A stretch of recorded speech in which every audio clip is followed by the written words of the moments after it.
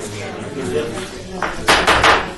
recommending meeting will be called to order. Are we in compliance with the open meeting law? Yes, we are. Okay. We'll move to the first line item of business.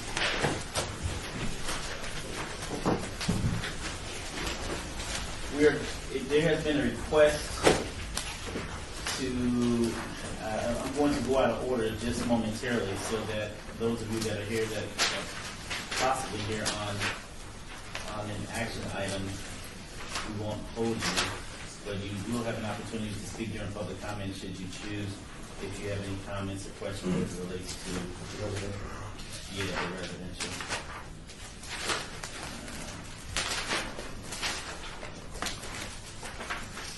We're going to take bill number 2014-39 out of order. We're going to take it first as agenda item number 8. And this is for possible action establishes licensing requirements and regulations as well as updating zoning regulations pertaining to short-term residential rentals. This is text amendment 51291. And this is sponsored by Councilwoman Lois Tarkanian. There has been a request to move this item to the August 4th, recommending in order that it may be in alignment with an additional ordinance that will be coming shortly.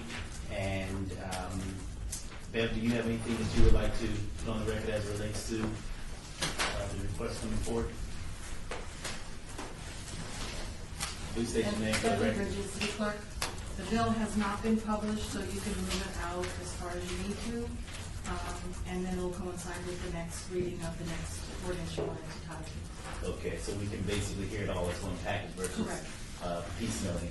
Correct. Okay, so I'm sorry, this is August 4th. So there has been a recommendation to move this item to the August 4th recommending. Is there a motion on this item? I'll make a motion, Mr. Chairman. I understand that Councilwoman Tarkanian is supportive of this, so therefore I move that we obey agenda item 8, which is bill number 2014-39, to the recommending committee meeting of August 4th. Okay, and before we take a vote on it, is there anyone from the public that's willing to speak on this item? So please come forward and state your name for the record. We will give you an opportunity to share anything that you may have as it relates to it. Seeing none? Oh, we'll move a little bit faster. Be glad to hear from you. Good morning. I'm Paul Klaus. I'm Environmental Health Manager of Southern Nevada Health District. Yes, sir. I have with me Vita Vermont, Environmental Health Supervisor, and Jackie Resitar, Environmental Health Director. Here to speak or comment on Bill 2014-39, the short-term rental.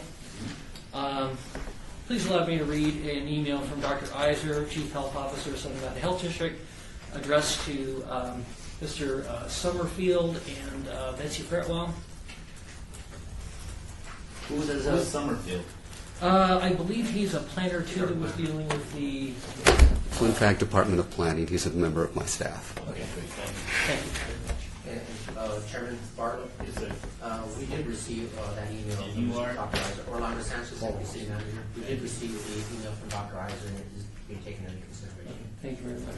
Paul, did you hear the motion that we're not going to take any action? Yes, I do. today? I do. I just wanted to let folks know that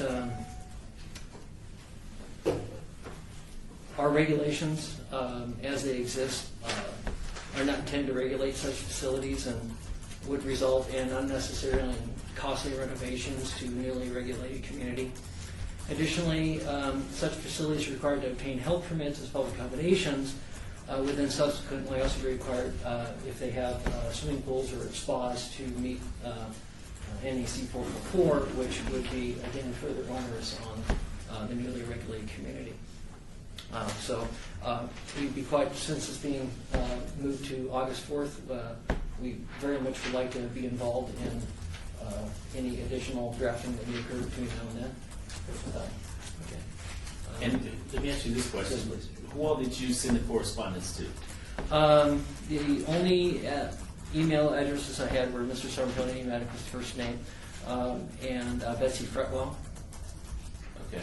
And Orlando, do you have a copy of that? Chairman Bartlett, yes, Betsy forwarded it to me on Thursday, and I forwarded it to Flynn and Karen and to Val Skeet as well. So, Okay, would you forward it to the members of the record? yes, sir. Thank you. Anything else? That's it. Okay, we'll Thank see you on the very much. 4th. You will. Okay, great. Is there anyone else willing to speak on this item? If so, please state your name for the record. Please.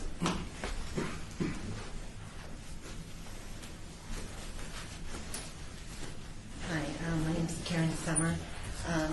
I came in a little bit late because I thought this was number 8 on the agenda item, but you are talking about the short-term rentals. We are. And Okay. it'll be moved to the August 4th date. On this board for recommending committee? Yeah, we're going to hear the entire item. But I'm just Okay. opening up for public comment and Oh, and okay. that no All one's right. able Well, to we've been- avail themselves to August 4th. Okay, great. My ex-husband and I have been following this for a long time, and we do appreciate that we see some of the comments that we've brought up before are addressed in here. But like the gentleman from the health department just said, that is a really big issue because nobody could meet that requirement, especially regarding swimming pools. And most of the homes that people do want to rent for vacation rentals do have pools. The only thing is, I had commented that I thought that the special use, when it first came up, the special use permit was talked about, and they thought that everything should require a special use permit. And we had spoken and said, well, really, it's very restrictive for smaller units. So I see now that it is changed for more than 4 bedrooms. But I just want to point out that I still don't think that it should be restricted to 5 bedrooms or smaller, even with a special permit. I don't really see any reason why a mansion could not be considered for special use permit. As a longtime resident of the city, I feel proud when I see Las Vegas on national TV, Home and Garden TV, and they're showing mansions for rent for vacations. And these are not for party homes. The people that are on TV are families looking for family reunions, the ultimate dream vacation in a mansion. I really don't see why some mansions wouldn't be appropriate, and I just don't see the reasoning for restricting it to 5 bedrooms or less. In fact, some of the mansions are the best places for these kind of vacation homes because they have the most property and they have no neighbors that would be affected.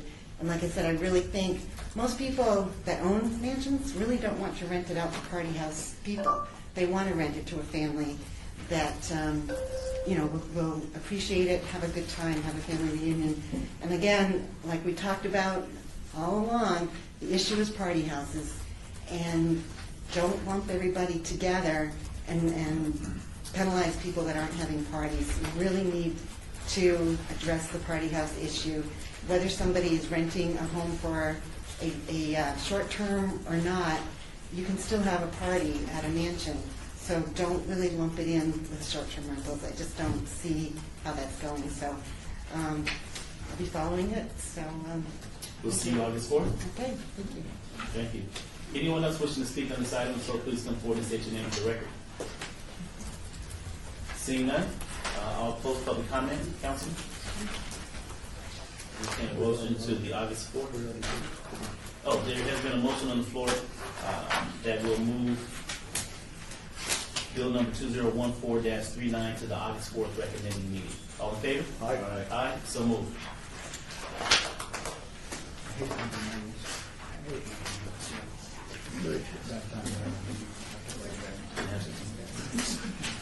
It's okay. We'll get through it. We're down to agenda item number 3, which is bill number 2014-34.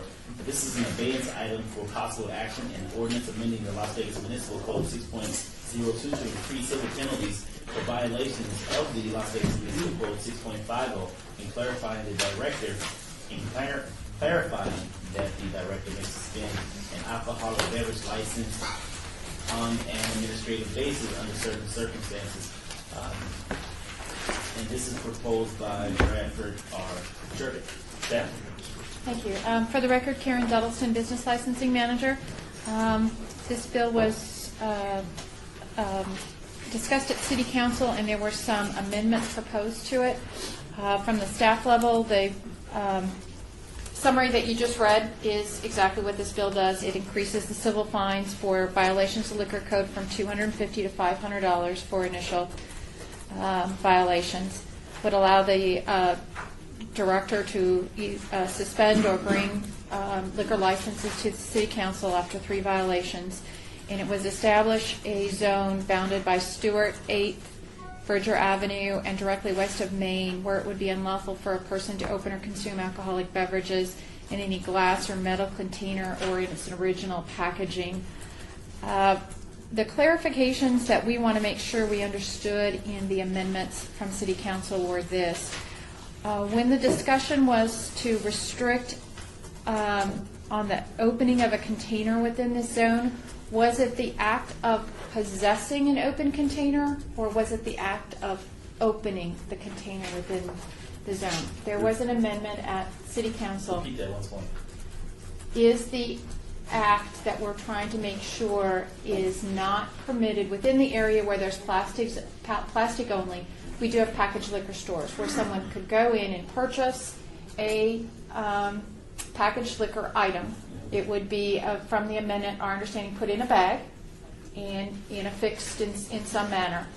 So the question is, for anyone carrying that package in the plastic only zone, is it unlawful for them to open the container, or is it unlawful to consume an open container? We just want to make sure we understand the amendment correctly, the way it's written.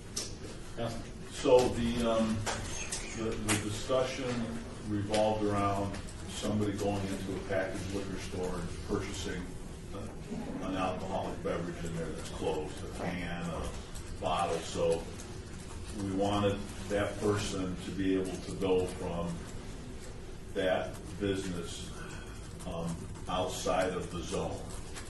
So somebody would have to know that they purchased that item in a packaged liquor store and moving through the zone area to go somewhere else. So the thought was that item would be put in a bag. It would be a couple of recommendations were, after it was put in a bag, it would be stapled. And then the mayor mentioned actually stapling the receipt to the top of the bag. So when they're moving through there, if a police officer sees that bag and it's enclosed, then they're okay. If a police officer sees an unopened can of beer in the zone, that's unlawful. So they can't bring an unopened can of beer from somewhere else into the zone. We don't want those in there because they can become projectiles, people can throw them. That person would be in violation of this ordinance. If they open it, then obviously they're in violation of the ordinance because they're not even supposed to have it. So they can't have an unopened alcoholic container and an open alcoholic container. They can only have the plastic cup with alcohol in it. But this allows somebody to purchase it in a packaged liquor store and move through there. So does that make sense? It does. We just wanted to make sure That was the intent of the discussion. that it wasn't, because of the word. Unless you guys heard something else. The word said open, so what we wanted to make sure of was that one person couldn't open it, pass it to somebody else. So from what I'm hearing, to have it outside of a bag, to open it, or to have an open container that's a packaged liquor, is what that amendment should make sure that all three of those would be in violation of the Can't ordinance. have an open container, can't have a closed container. And you can't consume That it. is not in a bag that was purchased at a packaged liquor store. Okay. You can have a closed container in a bag purchased at the packaged liquor store in the zone because it's kind of moving through there. That's the intent of it. Okay. This second clarification that we wanted. You guys good with that? Sorry. Yeah, I am. There's one question on that. Maybe she's going to address it. The issue of, may I speak? The issue of where the receipt goes in such a fashion that you couldn't open or tear the bag in such a way, in any way, that you would be mutilating the receipt. Because that's in the language on page 7, bottom of page 7. And I don't see how we can make that workable. I don't think we can. I don't know how we would be able to have a store owner put a receipt on a bag in such a way that would not permit the opening of the bag, unless You just staple it shut. you staple it shut and you attach it. Yeah, Yeah, you do that too. Yeah. But how would the store holder be held responsible for the opening of a bag by some other means? Is it that it would allow, I mean, a person's going to open that bag whether they want it badly or not, and they're going to open it around the seal, but that's been stapled. So who's the onus on? Is the onus on the purchaser or the Onus store? is on the person who purchased it. Once it goes to the store, then the store has done their job. They Yeah. sealed it, they put the receipt on it. They've done their job. If the person who opened it opens the bag in the zone, then they're in violation of the ordinance. Okay, the way I read this, Ross, and I may be reading way too much into it, was that the receipt had to be placed on the bag in such a way that you couldn't open the bag, in a sense. Our understanding was that it was the obligation of anybody with an off-sale license to make sure that they affixed the receipt to that bag. That was their only obligation. Could we ask Jim Lewis if that's in fact the way it works? Chairman, if I may. Jim Lewis, Deputy State Attorney for the record. Okay, so there are two questions I hear here. One is, to whom does the obligation accrue, right? And then two, what's this affixing in a way that you open the bag, what's that mean? Okay, so to answer the first question, the way this is drafted is the onus would be on the packaged liquor licensee to put alcohol beverages in a bag, close the bag, staple the bag, and staple the purchase receipt in such a way over the bag, so it couldn't be without tearing or otherwise mutilating the receipt. The idea would be that just like the mayor described at a pharmacy, they close the bag, they put the receipt over the bag, they staple it. If you ripped the bag open, under the pharmacy example, you ripped the receipt. So the idea would be put the receipt on the bag in such a way that if you open it, the receipt rips. To clarify further on who the onus is on, we don't have any language in here yet that would make it a violation for the consumer to open the bag within the zone. However, you'll see that I handed out to you something that says additional alternatives. One of the additional alternatives, letter B, is language that would make the opening of the closed bag a violation of the law for the consumer of the alcoholic beverage. We would amend Title 10, Chapter 76, Section 30 to read, "It is unlawful for a person to open a bag closed in accordance with Municipal Code Section 650-470M while on the pedestrian mall described in the pedestrian mall chapter." That's correct. If that's something you'd like to add, we'd like you to amend the First Amendment with that language. So that's what I was thinking. Okay. The other issue, well, if I may, could I move, Chairman, if you would, I'd like to talk about the open versus the possession real quick. Because on the same piece of paper at A, this is a clarification that would make the possession of an alcoholic beverage in its original packaging in an open condition a crime. The way it was written was the opening of the beverage was the crime. This clarifies that the possession of the open beverage is the crime. That's correct. And I think that's what I heard you all say, that that's what you wanted. So if you're happy with those amendments, when you're ready to make a motion, if you make a motion to send this forward, you might make the motion to send forward First Amendment, adding A, the clarifications in A, the clarifications in B, and then since I've got the floor, maybe I'll just talk about C real quick, if you don't mind. There was a question raised about if we make the consumer liable for opening a beverage on Fremont Street Experience, should they have fair warning? And C here is another requirement on packaged liquor licensees to have a sign saying that it would be illegal for someone to open a beverage on the Fremont Street Experience. So if that's something you're interested in, I would also recommend adding the language in C. I wouldn't. Well, that helps keep them aware, so they don't get surprised. I have another question. I'm done, unless you have more questions for me. Yeah. Thank you. Jim, on your additional alternatives, and I guess in the bill we're addressing more than one title, Yes. or one section. Yes. We were talking about another thing that came up for discussion was the geographical area Yes. that we described.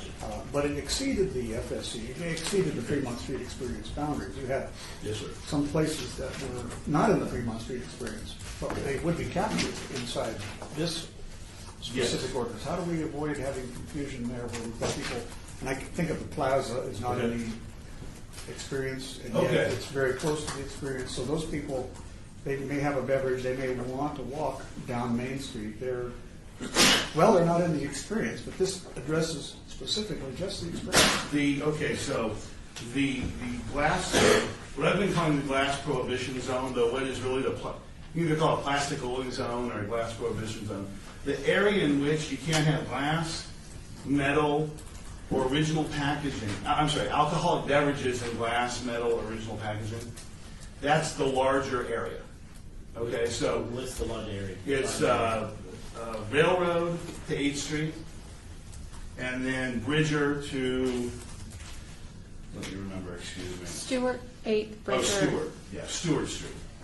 And so you've got about a 32-block area where you can't possess an alcoholic beverage in anything but plastic, right? Because you can't have it in glass, you can't have it in metal, and you can't have it in original packaging. The other rules, Councilman Coffin, with regard to packaged liquor stores only apply along the Fremont Street experience. So, for example, there's a 7-Eleven that is, say, on Bridger and Las Vegas Boulevard. The packaged liquor rules here at M, these new ones, wouldn't apply to that 7-Eleven because it would be outside. The 7-Eleven is at Stewart in Las Vegas. Yeah. Oh, I'm sorry. Did I say Bridger? I'm sorry. Stewart and Las Vegas Boulevard. But that would be outside of Fremont Street experience. So that seller of beverages wouldn't have these new restrictions. These restrictions apply to those package stores along Fremont Street experience. So that 7-Eleven is in the zone? it's in the glass prohibition zone, so if you bought something from there, See that? See the way I'm looking at it. Yes. It should just be Fremont Street. Well, the way I'm looking, if you are selling alcohol in a bottle of beer in the zone, yeah, anywhere in the zone, okay, then you're going to walk out the store. It has to be in something that a law enforcement officer knows you bought in that store, and you're walking out of the store into the zone to go out of the zone. Yeah. So it doesn't matter to me if it's packaged liquor store or 7-Eleven or anybody or a bar that sells a can of beer. If they walk out the store, it has to be in something that you can tell they purchased in there. They're not drinking it in the zone, they're moving it out of the zone. Does that make sense? it does. And maybe you can allow me to explain the way we produced this language. At the last council meeting, we talked specifically about new regulations on packaged liquor along Fremont Street. And so when we discussed this matter at the last council meeting, it sounded to us, and after reading the transcript, like we were talking about restrictions on the packaged liquor stores, an additional restriction on the packaged liquor stores along Fremont Street experience, being this put in the bag and close it and staple it and put the receipt on. What I think I'm now hearing is, no, we're interested in that regulation for the entire 32-block area. And that's that. If that's what you're interested in, we can draft it that way as well. So, Mr. Chair, I guess the way I'm looking at it is if you are standing in the zone, Yes. you should not have in your possession any alcoholic beverage unless it's in a plastic cup. Yep. Or it's in a steel container. Gotcha. That's it. Okay. That makes it easy to enforce. Okay. The police officer can walk up to somebody that has the bag with the alcohol container, look at the receipt, it says the date and time they purchased it. I just bought it. You just happened to catch me when I was walking out the store. You didn't see me, but That's what I was doing there, and if somebody walks out the store and they open the bag and they pull it out, they're in violation. If they open it and start drinking it, obviously, they're in violation. We don't want any of that stuff in the zone, just plastic cups and a bag of somebody trying to work. Yeah. If that's what You the guys okay? recommendation I wants. mean, that's what I was Me too. thinking at Me the too. city council. It is what I want, Stavros. Let me ask this question, though. It looks like we've got two geographical areas. We've got the FSE, which ends at the boulevard between Main and Boulevard. Yes, sir. And then we have East Fremont included in the geographical description of the 32 block zone. Yes. Are we going to end up with two rules, two sets of rules? I don't, we'll have, how do I answer this? The answer is sort of. I mean, the reason I say that is we've got, the council is very concerned about packaged liquor stores are a 3-month experience. And so the business licensing office provided the council with language with new restrictions for packaged liquor stores on Las Vegas Boulevard. We've had a further discussion since then about maybe there should be a glass only, a plastic, or glass prohibition, or a plastic only zone. Two different concepts entirely, sort of. But it's kind of merged into one ordinance. So it seems like we have two separate rules for two separate areas, when in fact we've got a plastic only rule, and then we've got our restrictions on packaged liquor rule, and they're just in the same ordinance. That's So correct. it's not two different rules for two different areas, but you see what I'm saying? It's two different rules, but they're mutually exclusive rules. They're two different discussions. Two different discussions. Would that create ambiguity that would then make it hard for a person, well, if somebody wanted to contest a citation? I don't think so.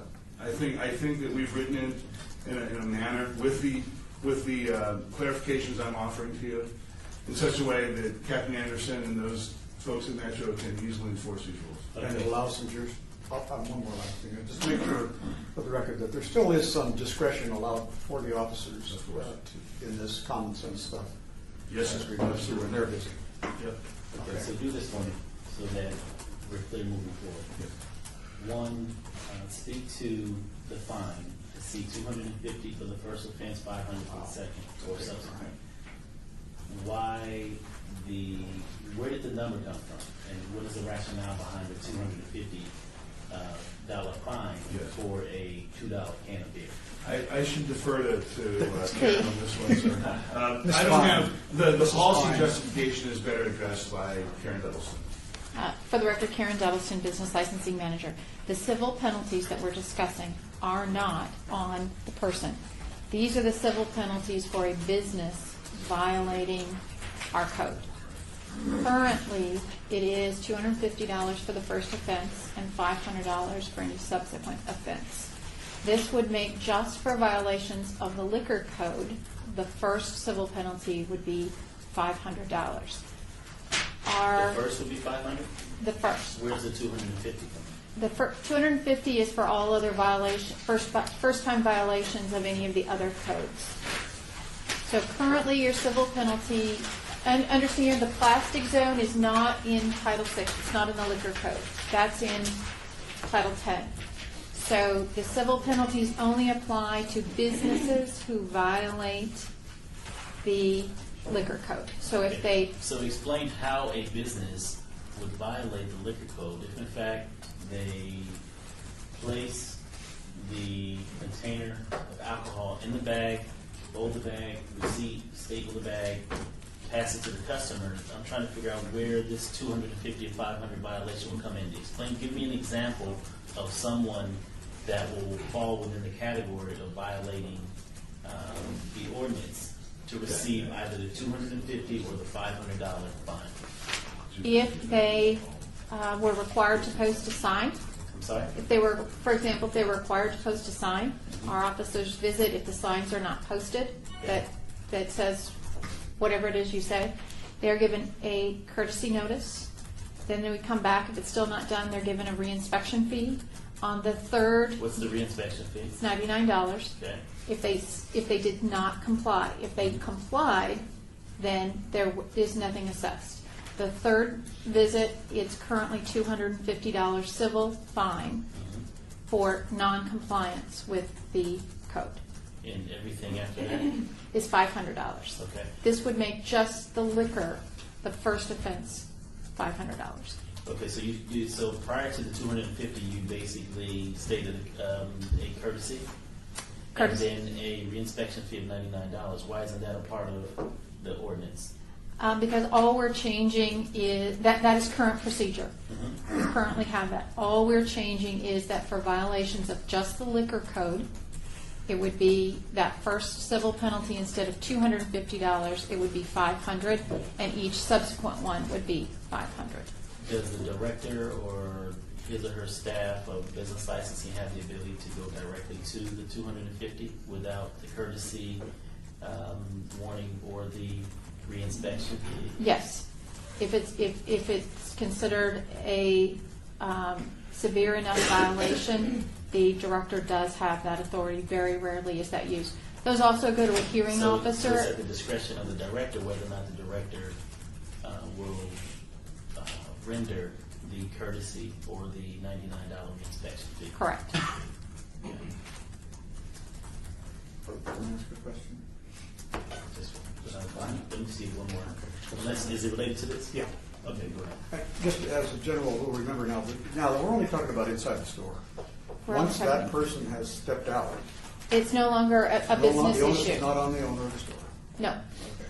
Okay. Is it written down, when you're trying to defend a citation, do we have a clear record of the first visit and then maybe the courtesy call, then the $99 fee? Do we have Yes, that? yes, we do. We have all of those. We also give them notices that we were there. They understand what the violation is. They sign that they understood the violation. And all of those go to a hearing officer, and he can reduce those fines if he feels that is indeed recommended. Very rarely do we ever go to a civil fine unless it is for something egregious, for example, serving a minor in front of an officer, or if we've been in that location many times and they are very well aware of what they need to do to comply. Okay. Jim, if you're going back to the second part of the question, and alluding on to what Mayor Pro Tem stated as far as two-part ordinance that we're talking about here. We're talking about issues related specifically to the business owners on Fremont Street experience. And then we're having a larger discussion in relation to the boundaries or, in your term, the zone. Bridger to Stewart, Railroad to 8. Yes. Speak to me in regards to the zone. Okay.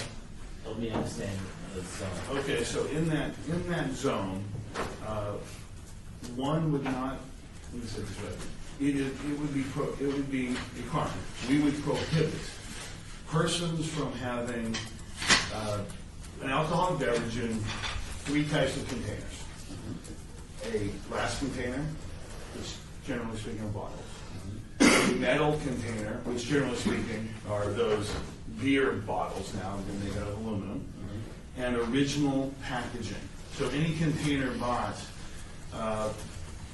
from a store that stayed in its original packaging. The idea is that if you want to have your alcoholic beverage in this area, in this zone, you need to have it in something other than those 3 things. So having an alcoholic beverage in a plastic cup, a plastic football, a plastic, one of these big, whatever they are, Novelty glass. right?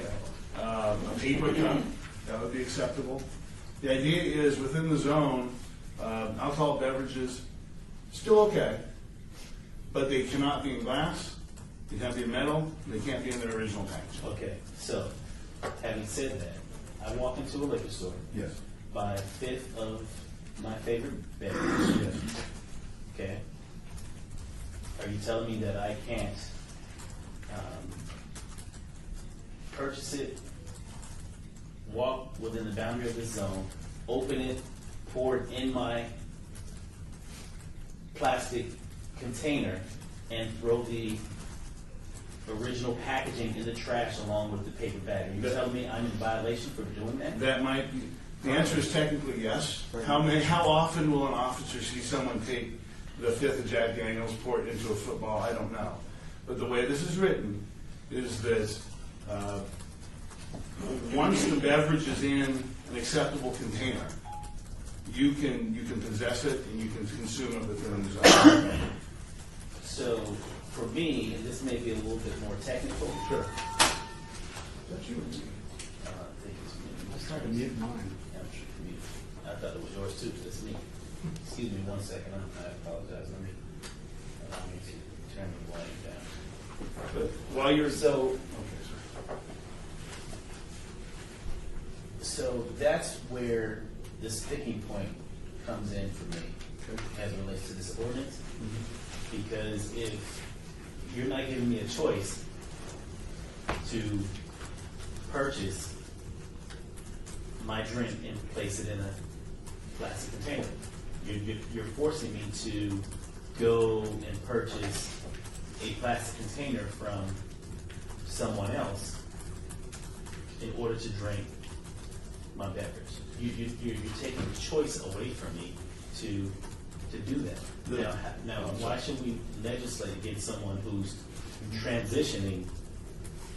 I'm okay with, for example, the open container, drinking it, as far as being in violation inside the plastic bag or outside the plastic bag or paper bag, whatever the packaging may be. But to open, which is a violation according to what we have here, but to be pouring inside the plastic container, which we're saying we're okay with, I'm in violation from that transition point. I'm getting a fine for doing that. Aren't you already in violation of the current ordinance? Chairman, Mark, I may interject. Maybe I'm wrong. No, you're not. I'm like, Okay. under the You- current, ordinance, not this one, but under the current ordinance, we Well, are. that's why we're here to wash it out. Yeah. And Chairman, Yes, I may sir. interject real quick. Basically, Your name? Orlando Sanchez, Deputy City Manager, the intent was for the tourists and customers that are staying in the downtown area. If they go out to the packaged liquor, pick up their liquor, properly sealed, stapled, they can take that beverage back up to their hotel room and consume it in their own hotel room. That was the intent of this. It's not for people to come out here and buy it and just, start cracking open the liquor and drink on the street. It's mostly for our tourists, if they want to go out and enjoy an adult beverage, get the beverage and go to their room. I clearly understand that, but that's not how we're operating today. And whether it's against the law, Councilman, today, that has been what has been going on. So that has been the standard approach of how, in fact, our downtown has been operating for many, many years, ever since I played in downtown as a teenager. So it wasn't Jack Daniels then. So I understand that we're trying to clean it up, and I want to be a part of that healthy discussion as to how, in fact, we clean it up. But there is a transition period also, because organically, we have grown into the situation that we're in today, right? And no one has stepped up prior to now to make those adjustments. And these adjustments do need to be made. And so all I'm saying is, what is the transition period now to basically peel the onion back in order to get to where this council would like for it to be, but it can't be in such an egregious way to where we now hand a hammer to law enforcement to come and just start cracking people on the wrist and business licensing, slapping them with $250 fines, $500 fines at their discretion, when in fact there has to be some type of transition period for us to scale this back, because you ask anyone around the world as relates to drinking in the public in Las Vegas, and everyone will tell you that, yes, it's great, you can walk around and drink openly. Now, is that the law? No, it's not. But that's something that we, as law enforcement, as well as municipal leaders, have allowed to organically take place. Now we're trying to pull the reins back. And I'm okay with that, but all I'm saying is, how do we do that in such a fashion that protects the integrity and the client that's coming to our downtown, so that it won't be the last time that they arrive to our downtown? Because I can tell you this, if the downtown operators are concerned about repeat customers, this is one way that those repeat customers won't be repeated. When we start hitting them across the wrist with such infinite fines, because I wouldn't return to someone's downtown if you hit me with a $250 fine, when in fact my last 10 trips down here, I'm doing the same thing that I've done before, and now all of a sudden, I'm getting hit with such an egregious, what I consider an egregious fine. So we have to make this transition in such a way that is, there has to be a lot of cursory from our business licenses and law enforcement as far as warnings versus just coming in and trying to close this thing up right away. And so, Am I hearing you say, Chairman, that you're looking for some period of time before this ordinance you is have going to into effect? incrementally or what am I- walk into this situation. Okay. That's one. But going back to my original question, and that is, and maybe this is more so for business licensing. Today, without the ordinance being changed as of today, am I allowed, as a patron of downtown, to walk into a liquor store, purchase a beverage, walk 1,000 feet away from the point of sale, open the container, pour it inside of a plastic container, throw whether it be the glass or the metal away, and drink my beverage? Am I allowed to do that today? I cannot say for what the person can and can't do. I can tell you I'm what the saying, business I'm asking you must from the do. point of the business licensing. Okay, here's Am I allowed to do that? from business licensing, what the business license code says is that at the entrance of each of the premises for off sale, that's both package and office sale, pursuant to Las Vegas Municipal Code 10.76.010, it is unlawful for a person to drink an alcoholic beverage or to possess an open container of alcoholic beverage which was purchased in an original sealed or corked container upon any premises, including the parking lot of an establishment which is licensed to sell alcoholic beverages for off-sale basis, or upon property other than residential property located within 1,000 feet of an establishment which is licensed to sell alcoholic beverages on an off-sale basis. So outside of 1,000 feet, Feet. I'm Yes. allowed to do that. Yes. Thank you. So, going back to my point, I'm allowed to do that today. Correct. This is a change. This is a major, this is the turning point that I'm trying to bring out here, is that we're changing that. Yes. Because today I can do that. Correct. And according to the ordinance that's before us, that's recommended, is the fact that as long as I have my drink in a plastic cup, I'm good. Right.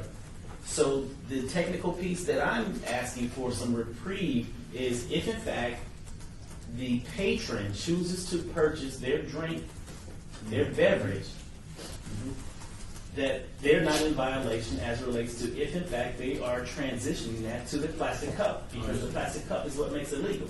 However, if we move on this and approve this, once I pop, as a matter of fact, once I open the bag, let alone take the container out or open the container, once I open the bag, I'm in violation. Correct. And I don't believe that that's fair. Okay, so the answer to your question is, yes, if the recommending committee and council want different language, we can certainly craft it. I think there might be some difficulties with enforcing language with regard to the timing of purchasing and pouring, right? So what I would recommend is trying to create a law that's unenforceable as a practical matter. That's why I'm bringing it forward now, Yeah. so that we can wash this out, Right. so that everyone understands what the rules are. Because Right, no. today, I can do that. I can transition from my can to my plastic, and I'm not in violation. Not on Fremont Street If we Express. approve the stapling, once I open the staple, I'm in trouble. Right. Well, the intent, after rereading, I can say after reading the transcript from last meeting, when we were talking about the stapling and the receipt, and we had those taken, and it appeared from that meeting that the direction was, we would like Luana said, we would like people to be free to choose to buy from a packaged liquor store and take it to a private location for consumption, whether that's in the Ogden at somebody's apartment or a hotel room. I get that. So this would be even a change from that direction, which is fine. And I'd have to think of a way that we could come up with some sort of rule that is enforceable by Metro. So let me repeat what I think you said, so I can start to think about it. what I've heard you say is, what I think I'd like is somebody to have the ability to walk into a packaged liquor store on the Fremont Street Experience or within the zone, be able to buy a beverage in its original packaging, and as long as I've got a cup that's acceptable within the zone, be able to pour it from the original packaging into the cup without being in violation of the law. Okay. Mr. Chair, I am not in favor of that. That defeats the whole purpose of the ordinance, is we want people to buy packaged liquor from a legitimate business in the zone and then leave, and don't come back. That's the purpose. If we allow people to buy packaged liquor and then find a cup somewhere in a garbage can and pour it in the cup and now they're legal, there's no purpose for having the ordinance. I mean, they just do that today. So I think that really complicates the issue. The ordinance should read alcoholic beverages in an approved plastic container that is purchased somewhere in the zone. That's the only thing you can have. Everything else is not allowed.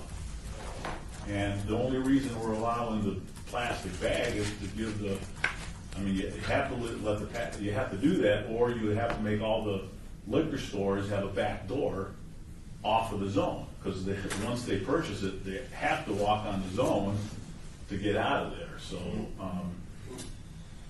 the other part is enforcement. I mean the whole reason we're here today is because of the liquor in that area is just out of control. So we're trying to organize it and just have allowable cups. We want all the packaged stuff to leave. We don't want that down there. We want it someplace else. And we don't want people buying packaged liquor in Summerlin and bringing it down there like they're doing today when they go to 8th and Fremont. We're trying to do away with that too. So the second part is the enforcement. And I have complete confidence in Captain Anderson and his officers that, if they see somebody that's a tourist and just happen to, they're from California. Oh, I didn't know you couldn't open this up. The officers can figure that out. They'll tell them, no, you can't do that. We'll give you a warning.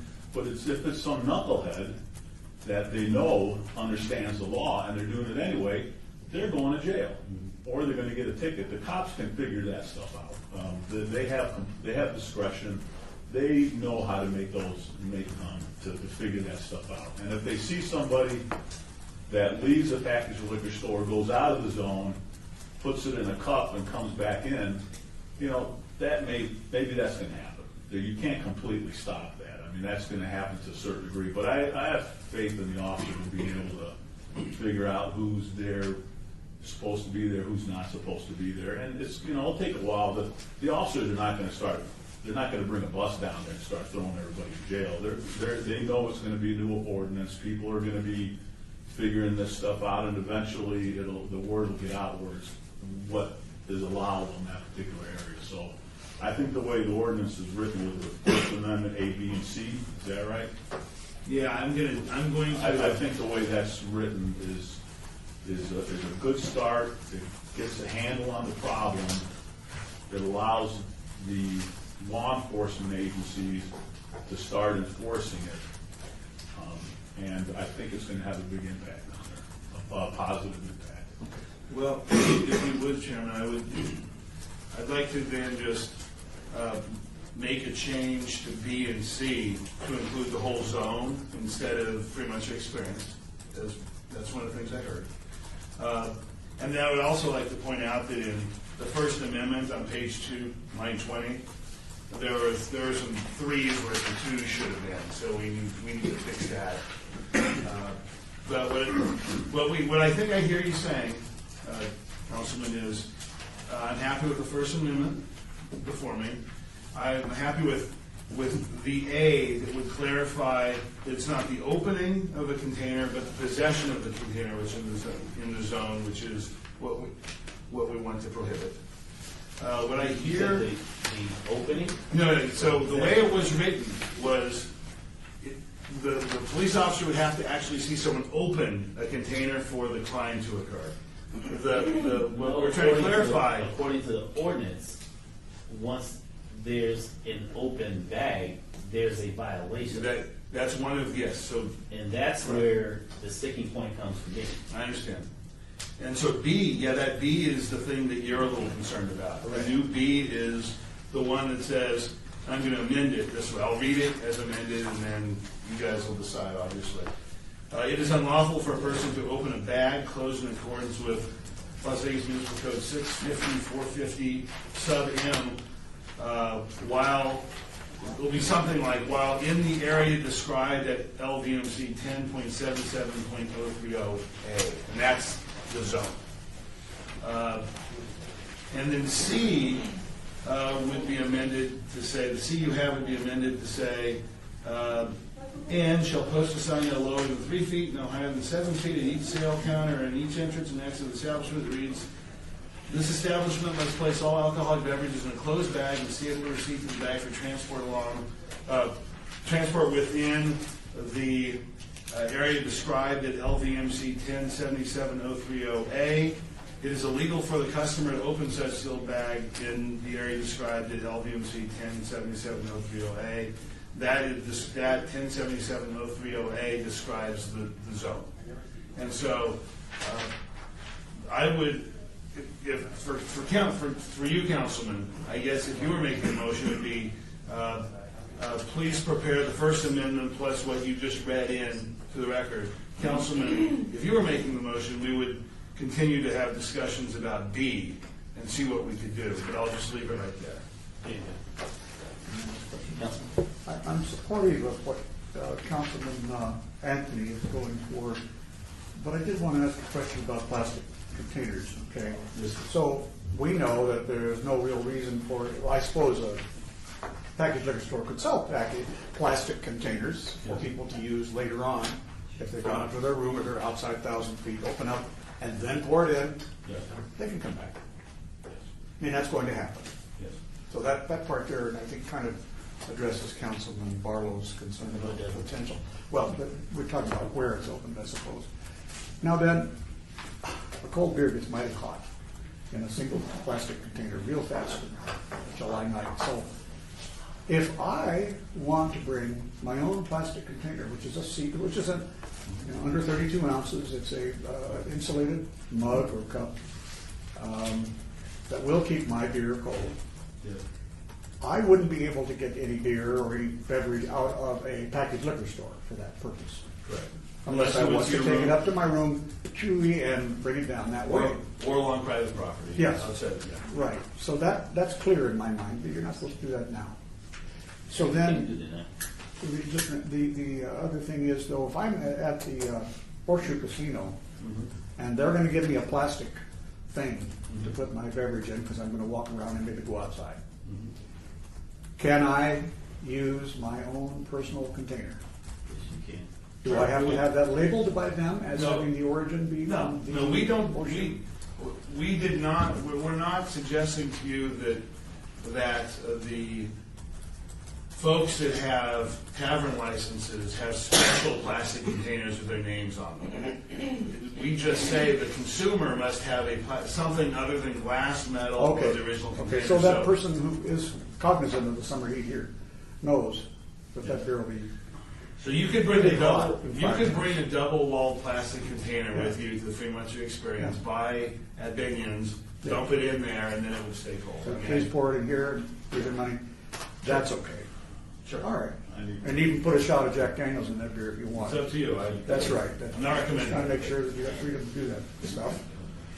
Okay, now, I'm gonna put another wrinkle in this, because that My face is, is already wrinkled. that is not the intent again. The intent is for somebody to go into, the Horseshoe, purchase an alcoholic beverage in a horseshoe marked plastic cup and go walking around. So there should be nothing in the zone that is in a plastic cup that has not been purchased and marked from a business within the zone. That is enforceable. So that's it. You don't want people buying a case of beer and parking outside the zone, popping all the cans, filling up the cups with beer, and then walking on to Fremont Street. It defeats the whole purpose. So it should be in some kind of a marked, and I'm assuming all of the properties will purchase plastic cups that have their business on. I mean, I know Russell's here, and we're gonna get the public comment, but I think that was kind of the intent of the whole issue, is you purchase alcohol in the zone, you drink alcohol in the zone. We currently But the do- purpose was public safety, the overarching everything. It was all about safety for the law enforcement and the public. That's the reason. That's why I brought up the plastic cup to be Well, filled by maybe that's down the road. Maybe we do it this way, and then we can always come back and amend it. I don't want to. I just wanted to keep too it plastic, complicated. but that Okay. was, you know. You're, well, so anyway, but I know we're gonna hear from the public. I'll wait. But you have my I hear what you're amendment, saying. if I want to make a motion. You have the structure. I have structure. Okay. If you want to make a motion, I have your structure. I don't have this last piece yet, so if you want the last piece. Just hold on. Okay. So, I know we're gonna get the public comment. All right. We'll go ahead and open up the public comment. Anyone from the public wishing to speak on this item, please come forward and state your name for the record.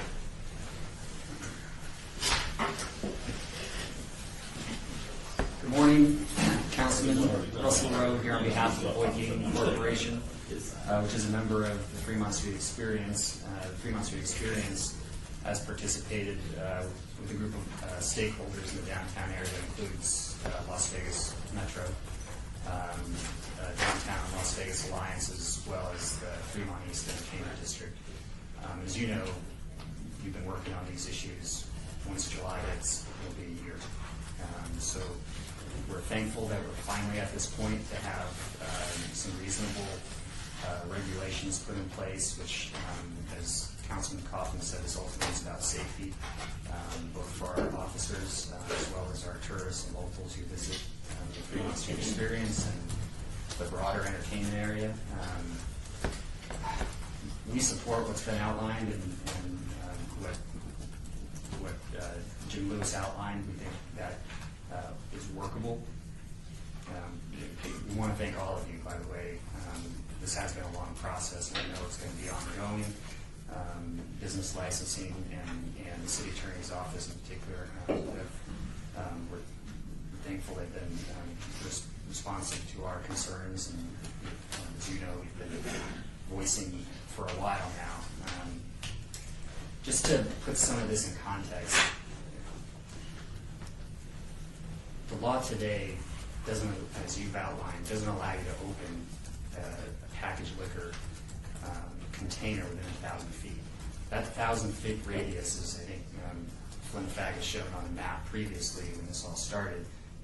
If you did draw a 1,000-foot radius around all the packaged liquor establishments, it actually matches pretty well the boundaries that are in this ordinance, which is one of the reasons those boundaries were drawn. It also matches identically, except for the eastern boundary, the curfew zone you put in place last fall. It also happens to match very well the entertainment districts, both the casino overlay district, the Fremont Street Entertainment District, and the Gateway District. So the boundaries have a basis in fact that helps put some consistency and regulation around alcohol consumption, not just on Fremont Street, but in the broader area. Because as you know, we are victims of our own success to some extent, particularly outside of the Fremont Street Experience, where we've seen tremendous growth, and which is wonderful. But we do want to have consistent regulations, both for tourists and locals alike. And right now, as you know, the way law stands, it's completely unenforceable for Metro to figure out where you bought your liquor from, whether it's by glass or packaged. And this ordinance is an attempt to provide some enforceability to that through everything that's been outlined, as well as safety for our police officers and our visitors. So we stand in support of the amendments and that were outlined by Mr. Lewis and the ordinance itself. The penalties are a big part of that, and we'd be happy to answer any questions. Thank you. Is there anyone else wishing to speak on this item? So please come forward and state your name for the record. Seeing none, public comment is closed. Karen.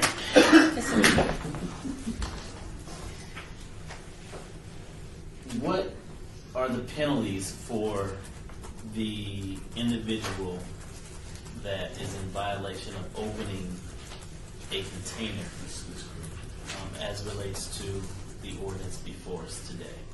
Mr. Chairman, I do not know. That would be a Metro issue. It's a misdemeanor, so it's up to $1,000, up to 6 months in jail.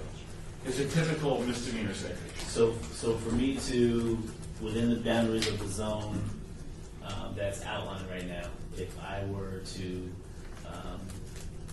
open a paper bag that had been stapled by a business owner that sold me a package or a bottle, and I open the stapled bag, not opening the container, but opening the stapled bag, I'm in violation of the law, $1,000 or up to 6 months in jail. Is that what you're telling me? It's a misdemeanor, and I can't tell you what the courts would do. But as of the misdemeanor, you stated $1,000 or up to 6 months in jail. That's what you're telling me, correct? $1,000 up to 6 months in jail. That's what our typical misdemeanor violation penalty is for our municipal code. I mean, all throughout the municipal code. And for that reason alone, I think that is too egregious for the crime of opening a paper bag that has been stapled. You're telling me that I can receive a $1,000 fine and go to jail for 6 months. That is ridiculous to me. And I appreciate that. In my experience as a lawyer for the city and other cities, rarely would I see a judge hand out a $1,000 fine or 6 months in jail for opening the bag. Our municipal court judges use pretty good discretion. I can't say what they do in any given case. Then let me ask you this question, because we really need to start assigning penalties to crimes that match, because this most definitely is out of whack. That's why the federal government, they're making adjustments to some of the drug cases, because the penalties just don't match the crime. So why would we be so egregious in our approach to have such an outlandish fine for such a small misdemeanor? As a matter of fact, I don't even consider that to be a misdemeanor for me to open up a bag that has been stapled. We've only got three. Yeah, Chairman, we've only really got three penalties generally in our municipal code offered by the state legislature. You've got a misdemeanor, a gross misdemeanor, and a felony. You've got different ranges of felonies, but this would be the least of the crimes and the least of the fines available to us. Now, as you know, in the past we have, like in the curfew ordinance, we capped the ability of the courts to assign a fine larger than some number. So that's available to the council as well in any given situation. But the reason we use the misdemeanor is it's our general. Well, why can we put something in place to where it's a confiscation, whereas providing law enforcement an opportunity to confiscate the item that has been that violated the law? Whereas if I open up my bag and giving law enforcement an opportunity to say, we must confiscate this now, being that you're in violation. But to take me to jail and to hit me with a fine, now that may be on the high end, but it's still an option. Yeah, I'm not saying right? that. And so I just can't support it on such technicality as that, because I don't think that's fair. Right. We'll move forward. On Yes, the sir. class of misdemeanors, do we have classes of misdemeanors? No, we don't. Okay, so this is We the have, same- we have a misdemeanor, we have a gross misdemeanor. so it's kind of the same penalty for failing to obey orders from the city to cut your weeds, which are more than a foot. Class. So I would say maybe like not walking your dog on a leash. I mean, it's the same. It's on that same. It can be on that same level. Sure. But we've got other more serious crimes in the misdemeanor We class as assign well. gross miss and we assign. But we serious thing. actually only have jurisdiction up to misdemeanors here. But, yeah, So it's a standard penalty on all infractions of municipal code, and so you've got officer discretion first at the street, then you've got judicial discretion at the court. Yes. I suppose they can call Councilman Barlow and ask for help on that score too. You know, it's like in between, there's like 3 levels. So we really have the lowest possible penalty here. Although the idea of confiscating before you penalize is attractive to me. It's, I don't know what you do. I don't even know if we're allowed to do that. Mayor Pro Tem?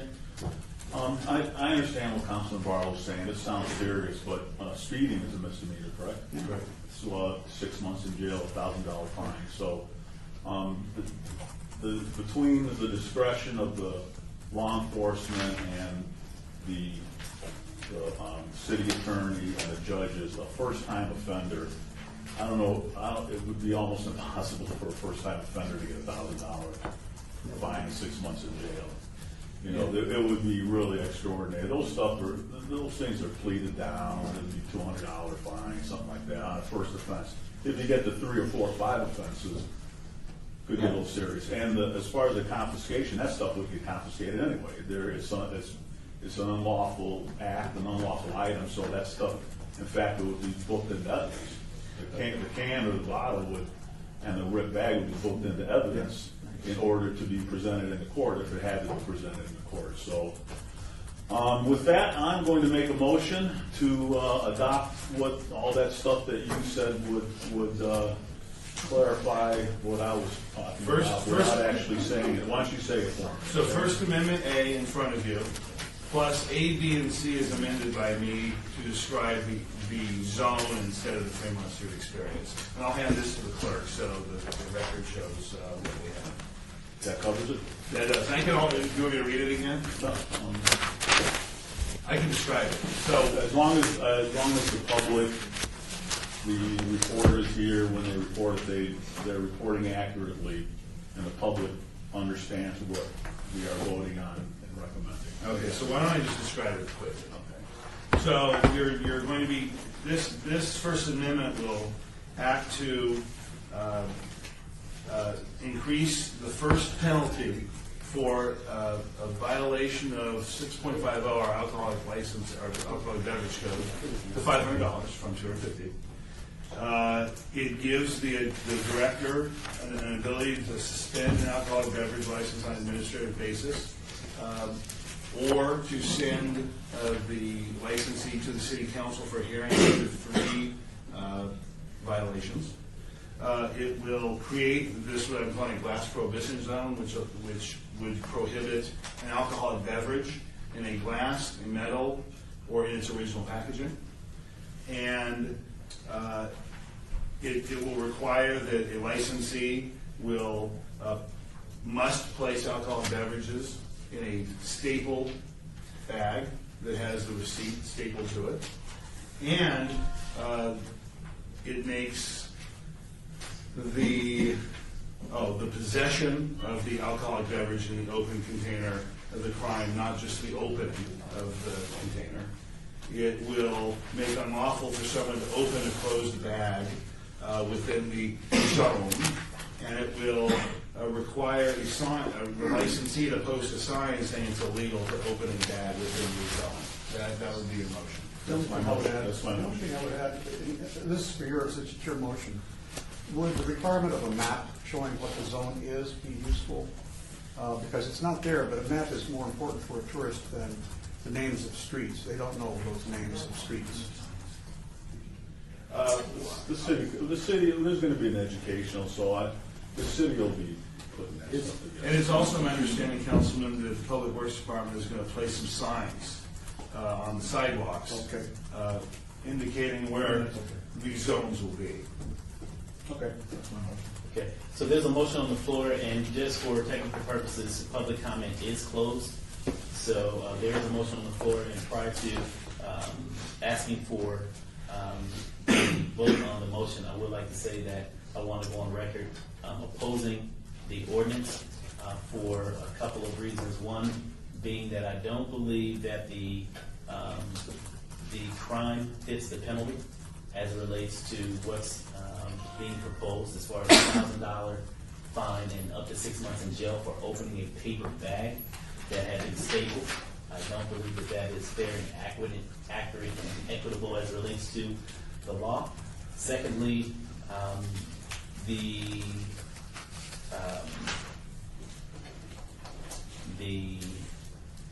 there was a statement that was made from Mayor Pro Tem as it relates to speeding, and my concern in relation to opening the paper bag. I believe that those two are, in my opinion, apples and oranges, because of the damage that one can do as it relates to speeding on the roadway versus an individual opening a stapled paper bag. And so, on just that premise alone, unless we can work out those issues, I won't be moving forward with a positive motion.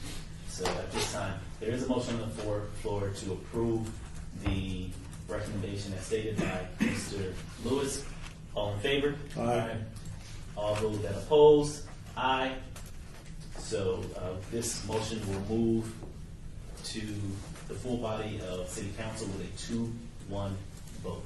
Thank you all so very much for your comments. Is this for tomorrow? Yeah, this will come before City Council. This bill will be eligible for adoption at the June 18th City Council meeting. Thank you.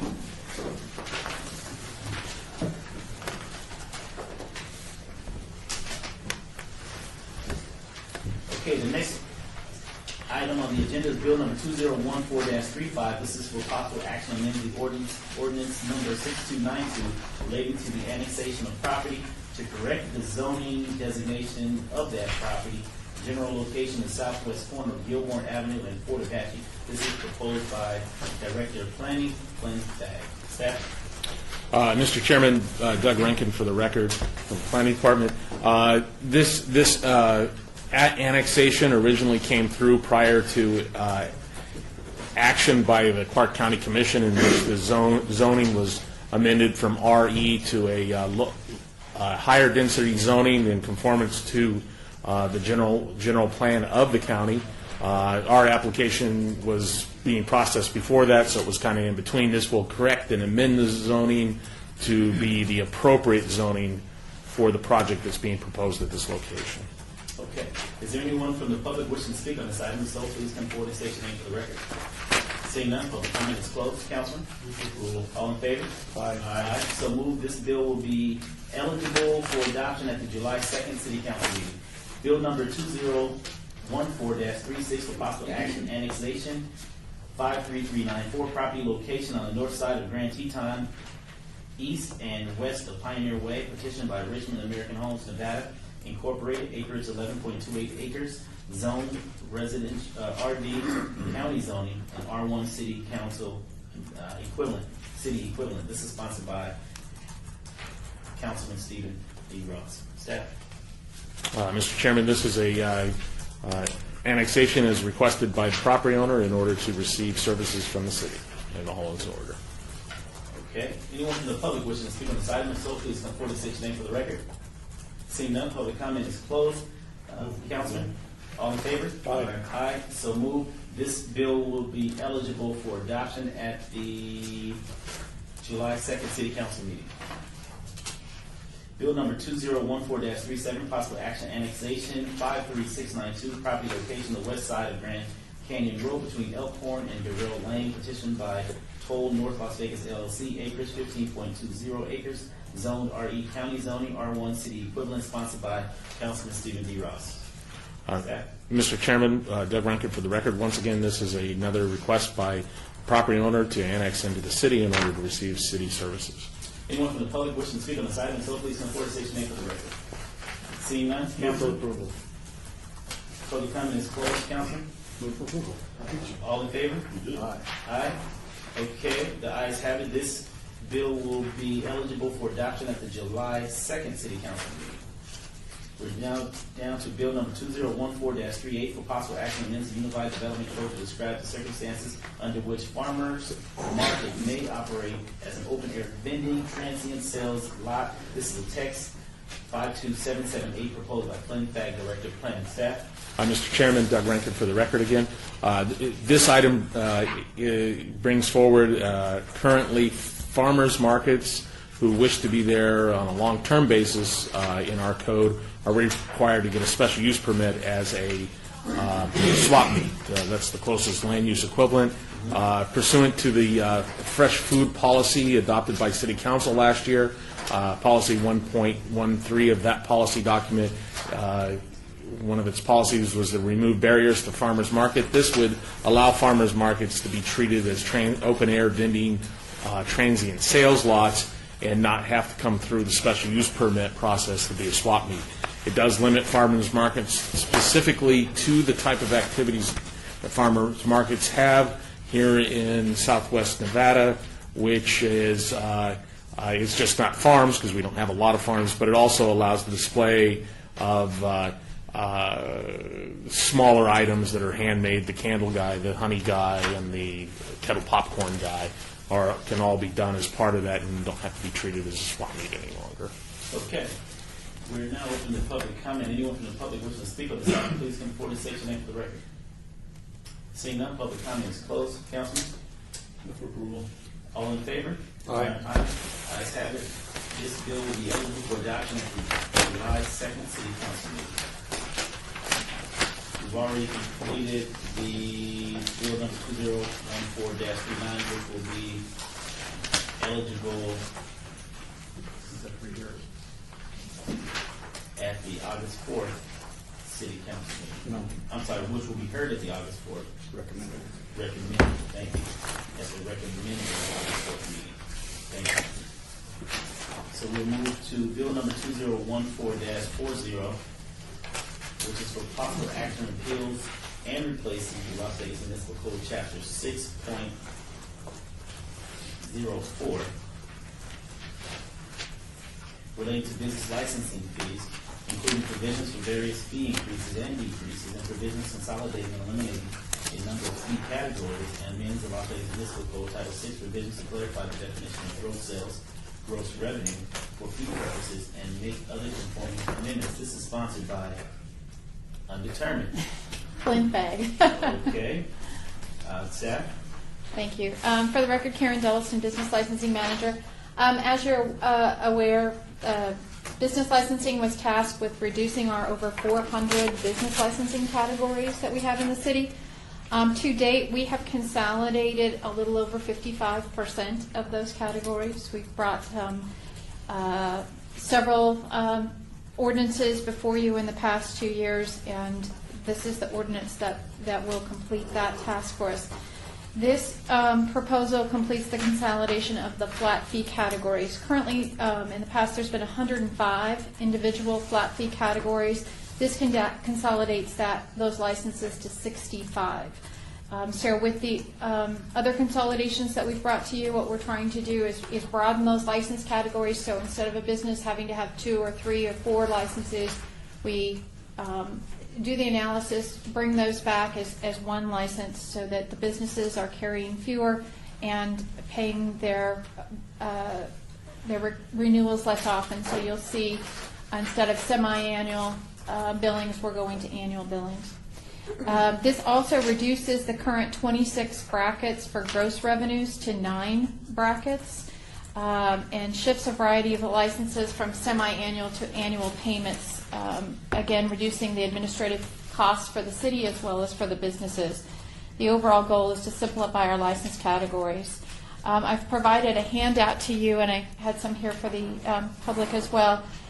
Simply goes over our gross fee revenue brackets. Those have not been adjusted in over 33 years. The entire chart remains on the overall rate of 0.00056%, so that is not changing. We're simply consolidating those brackets so a business's fees would remain the same for a longer period of time instead of moving from one bracket to the next very frequently. The flat fee, we have many businesses that carry more than one license.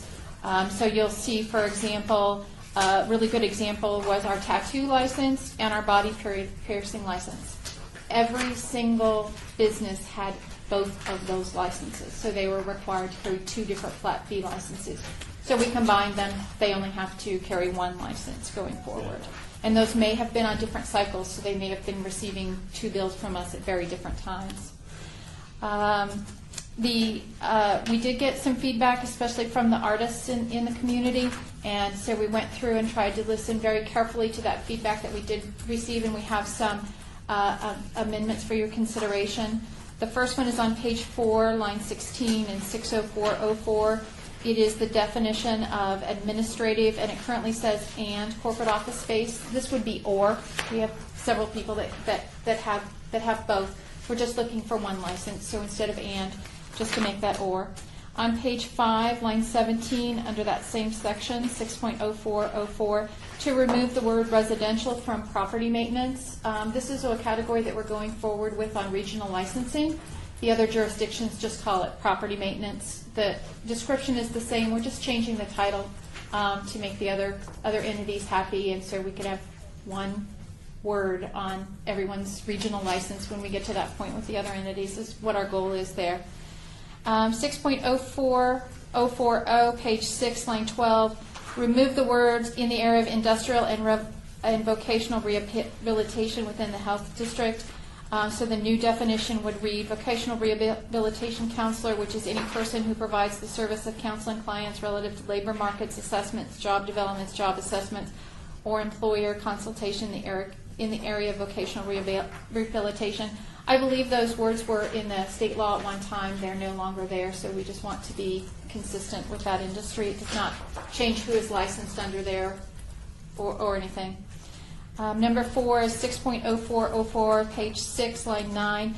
Delete visual arts and restore the photography business, which is any business that takes photographs for eventual sale to a client or customer of the business with no fee change for those photographers from what they are currently paying. I think there was, I know you received a lot of comments from artists, and so did we. I think there was a misconception that because you're an artist, you have to have a business license. And I think the way the flat fee license, it might have indicated that. By removing artists from the flat fee category, they go into the gross fee category. An artist would need a business license if they were the entity doing transactions. So for example, most artists sell through a gallery. The gallery needs the business license. The artist does not. They sell on consignment through that gallery. If they sell at First Friday, that special event permit has their one-day vendor license. They do not need a business license if they sell their art at a special event or at a First Friday where there is that vendor permit, that permission. If they sell through a co-op, which we've got a lot of folks that work through a co-op, where it's a gallery or a business where it's a whole group of artists, it's only that business entity that needs the one license. The individual artists do not. So I think it would make it a lot simpler for them. Those that do have their own business, that they've set up their own LLC, they've incorporated themselves, it would be based on their gross sales, which would be $55, the minimum fee, semi-annually. So I think that will be much easier for them. The next one is on page 6. Can I ask a question, please? Sure. Well, the wording is visual arts. Visual arts. Does that include all arts? It does under artists. What we were trying to do is we had a lot of folks that were carrying both the photography and the art license. The photographers, if they are selling their photography in their packages, they have to pay on gross fees anyway. So this would simplify it for both of them. So if they're Performance artists would fall into the same category. same category. Okay. Anything deemed to be art. Right. Thank you. Number 5 on the second page is 6.04050, page 6, restore the following category. It just got fixed in the writing and transition. That's automobile leasing, which is any business that leases automobiles to any other kind of motor vehicle that is required to be licensed by the Nevada Department of Motor Vehicles and Public Safety. No fee change. We're just simply leaving what is there currently. 6.04.050, page 7, delete lines 15 and 16. It's just redundant. It appears twice, management or consulting, and management and business consulting. Just in the transition, that exact language got left in there twice. So we would delete it on page 7, line 15 and 16. 6.04060, page 8, wire services. And this would be to add the automated teller, which means any electronic terminal or automated teller who is not a financial institution. So we have many banks that have ATMs, but we also have private companies setting up ATMs in their businesses. This would be for a private company that is running its own ATM or own ATMs. 6.06.070, page 9, line 15. Again, we're just changing the "and" to "or," so it would be marketing or business consulting. That would give them the opportunity to do both under one license. So number 15? Line 15. It would just be the change, the marketing and business consulting to marketing or business consulting. We have companies that do one, we have companies that do both. Under 15 on page 9, I don't see it. Did I mismark it just a second? Oh, you mean 12? 12. Wow. I apologize. On 12, okay. 6.04.070, page 8, warehouse or storage. We need to add the words "an enclosed structure or area for the... Which line are you on? Page 8. Page 925. Sorry. Okay. Yes, at the bottom of the page. Add the words "an enclosed structure or area for the storage of wholesale goods for distribution to another location, materials or other items, including the storing of personal household goods and effects."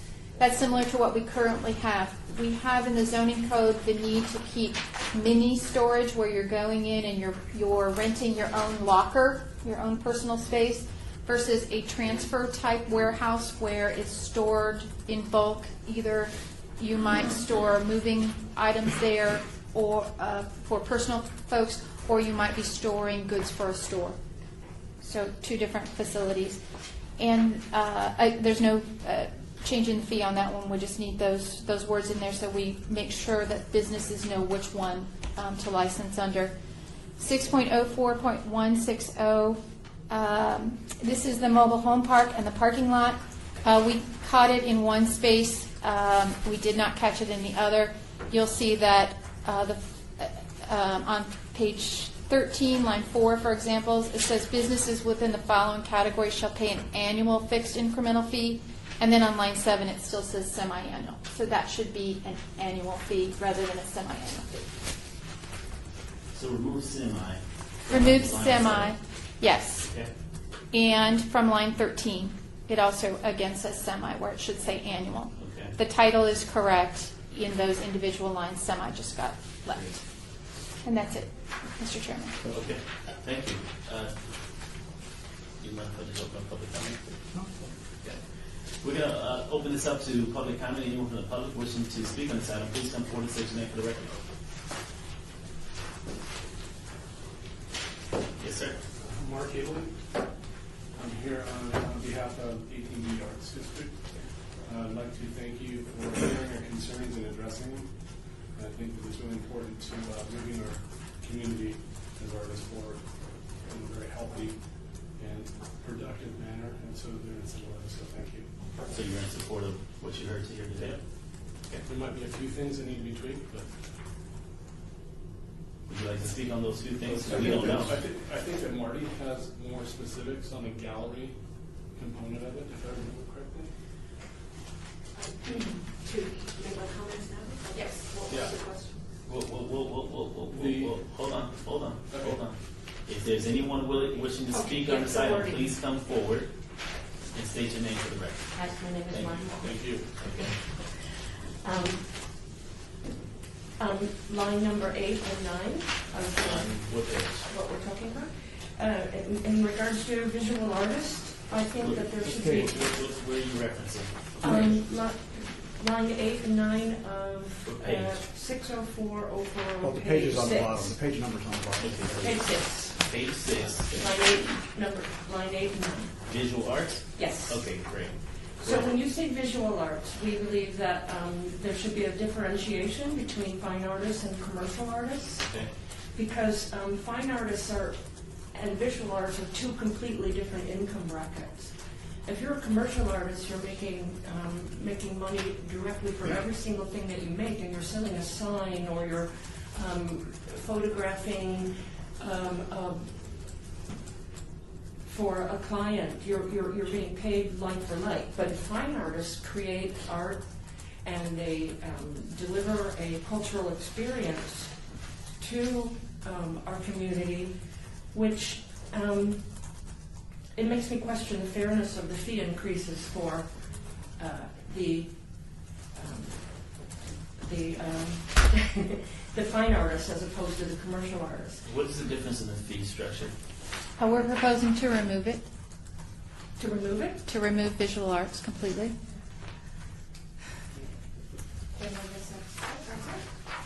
So did we fix your problem? I think it does. I like that proposal. Okay. Thank you. You want to say thank you? Hi, sorry, I'm nervous. Hi, guys. My name is Steven Spahn. Yes, sir. And I'd just like to talk about the Arts District and some of these ideas. There was $750,000 in tax incentives over the last 4 years for 33 bars and developers to go in the Arts District, and that's like $22,000 per developer. As far as artists, I think there's 31 artists in the Arts District, and they're providing about $4,650 through the $150 a year tax for their business license. So I think the Arts District, I kind of have a unique example because I'm an artist, but I'm also a property owner downtown. And so I have personally gotten a lot of benefits from the tax incentives that the city has offered. In fact, me or my past business partners have benefited from pretty much every one of those, whether it be the visual improvement program, Quick Start. the Quick Start, or there was even for the Phase 1 environmental testing, the city paid for that, and then also for the Urban Lounge, which is like, the $750,000 over the last 4 years.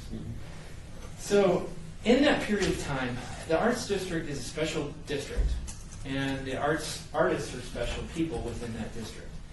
I think the challenge that I have is I see that developers are getting all the benefits. I know pretty much all the developers I know have received a benefit being there. But as artists, I don't know one artist that has received a benefit, an incentive, by being in the Arts District. And developers are definitely for-profit individuals. Most of them I know are in it for themselves. Granted, they like to see the community get better, but that's because they own the property in the area. And most of the artists I know are very giving. In fact, most artists I know give over 10% of their income to various nonprofits. Any nonprofit that you go to, I'm sure you've seen artists, donations for artwork. So I guess in my experience, again, every developer I know has received tax incentives by being in the Arts District, but I don't know one artist that has received a benefit from a tax incentive within the Arts District. So I think it would be great if there was some special, like maybe $50 for artists in the Arts District for a business license. Most of the artists that I do know aren't represented by galleries. There's only a handful that I know that are represented by galleries. So most of them do sell individually. So, just for a point of clarification, are you referencing what we've been doing around the tavern licenses as far as the reduction in fees? So in essence, you're asking for an opportunity for artists to receive possibly a reduction in fees as far as some assistance? And if not, then help me understand absolutely. What you're referencing. Yeah, well, what I wanted to reference first of all is the inequality between, there's an arts district. Okay. And the reason there's an arts district is because there's artists there. If you take the artists out of the arts district, it's not an arts district. If you take the developers out of an arts district, it's still an arts district. So I'm just saying that it would be nice to have specific incentives for artists to move and to live and to work in the arts district. And your recommendation as far as what you would like Well, wish list. Well, ideally, if I had a wish list, I think the right now it's still going to be $150 for an artist to have an artist license. Or are you saying there's no cost at all for an Karen, artist? would you please explain? What we're proposing is to delete visual arts completely. Restore photography, which it is currently Delete- now. When you say delete, does that mean To- they don't to- have to get a business license, or their business license is free? Because just because they are an artist does not mean they have to have a business But if they're license. selling artists on their own, if they're selling artwork on their own, they still need As to have a business business, license. So they that would still be a get cost, a right? gross revenue license. So it would depend on how much and what their gross revenue was, and the fee for up to, is it 30,000? Is $55 Is that semi-annual. Up to $30,000 is $55 semi-annually. So What did you say that you were taking out that was semi? I thought you said- that is the parking lots and Oh. the mobile home Okay, parks. so this is on a different category. So Correct. if you're saying the number I heard is there were 31 artists in the What arts you district. heard is gone now. Well, no, I'm What saying we're worried that. about, I think, has happened. It's fallen away. Okay. It's fallen away. Well, I understand, but there still is a business license for artists that are working and selling their work. It hasn't fallen away. You're saying there's still, if you're selling work as an artist. Okay, Steve, stop for a second, please. Karen, please explain. It is the entity that is making those retail transactions that needs a business license. So if you're selling through a gallery, the gallery has to have a business license. It's a business. If it's a co-op of artists, if there's 10 or 12 of them together and they've incorporated through that co-op, just the co-op needs that license. Because you are an artist does not mean you need a license. If you sell at a special event, then that special event has the business license for that.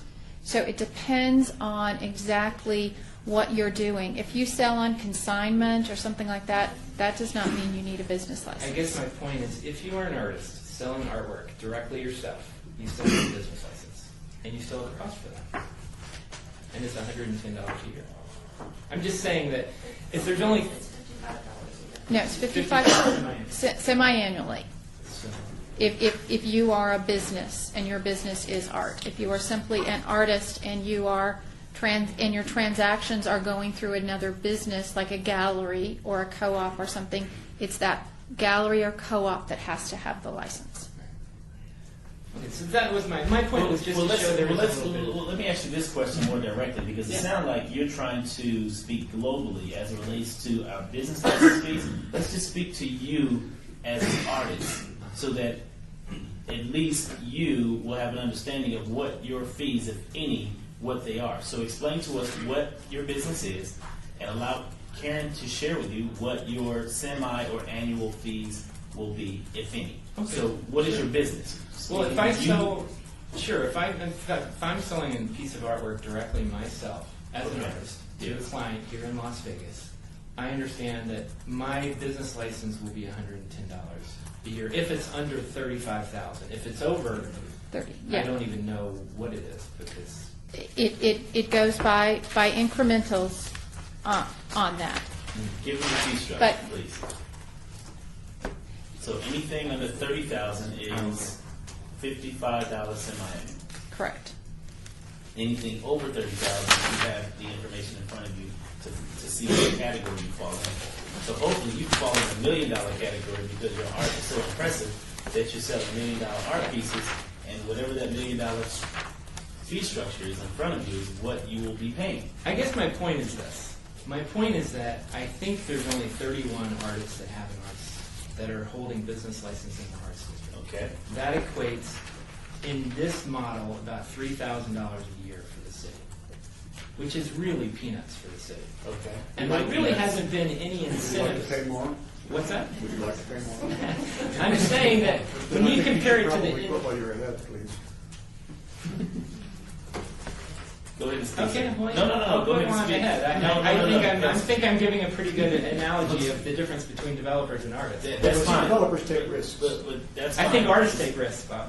Sir, Councilman, Trying to go. He's a constituent. it's okay. It's okay. Sir, say what you have to say so that we can move the meeting forward. I'm Is there anything else that you would like I'm to share good. with us? I'm good. I'm good. Okay?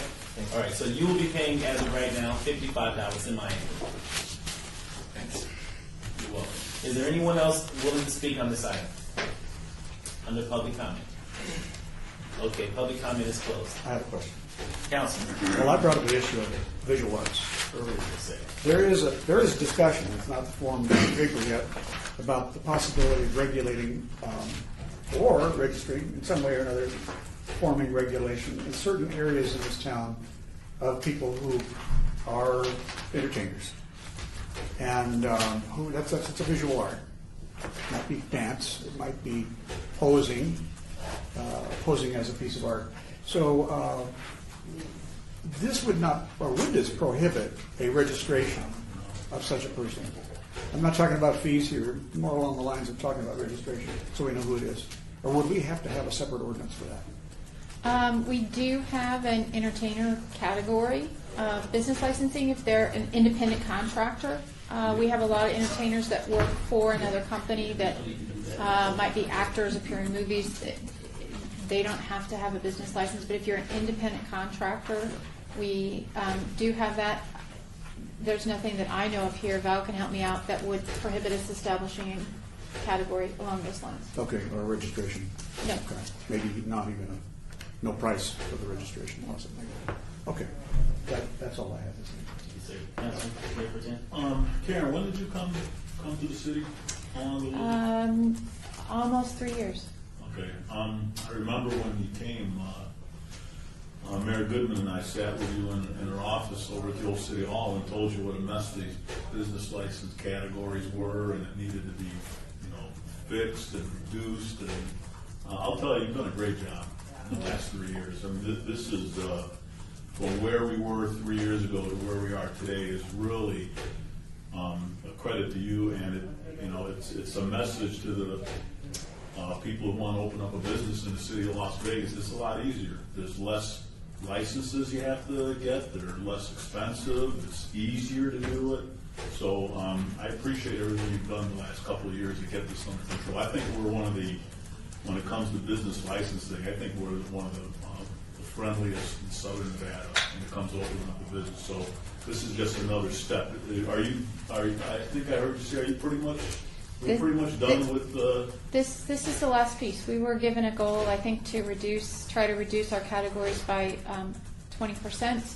We're over 55%. This will put us over 60%, which means we won't look like anyone else in Southern Nevada.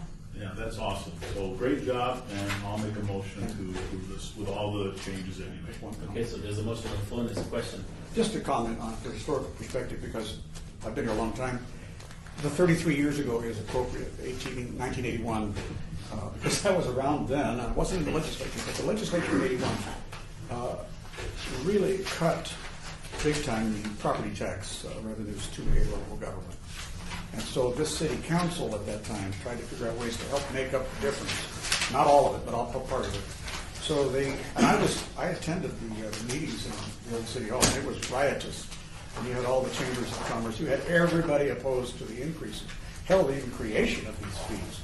As many of these business licenses were 10 or 20 bucks a year, no matter how much money you made. So it had to happen then, and you can see that it must be fair because we have not attracted the business community in opposition. And I think that's a good thing. That speaks well for the uniformity and the categorization you did. Like Councilman Anthony said, you unified the right ones, and we had a real hiccup on the artists. That's all. We fixed that. So I'm very much in favor of the motion, and I just wanted to make sure that that's the historical perspective of 33 years ago, why we said to be creative. So there's a motion on the floor. All in favor? Aye. Aye. So moved. We're now down to public comment. Citizen participation. Public comment during the portion of the agenda must be limited to matters within the jurisdiction of the committee. Is there anyone willing to speak under public comment? Seeing none, motion. Move to adjourn. All in favor? Aye. So moved. Thank you all. Stephen? Melissa? Hey, stick around for a second. Also, let me also announce that this bill is eligible for adoption at the July 2nd City Council meeting. Thank you. Thank you, Mr. Taylor. No, it should be tomorrow. It should be Wednesday. I'm sorry, it's the I know, it does help. what date? 19th? June 6:18. 6/18. Please adjust the record, please. Thank you.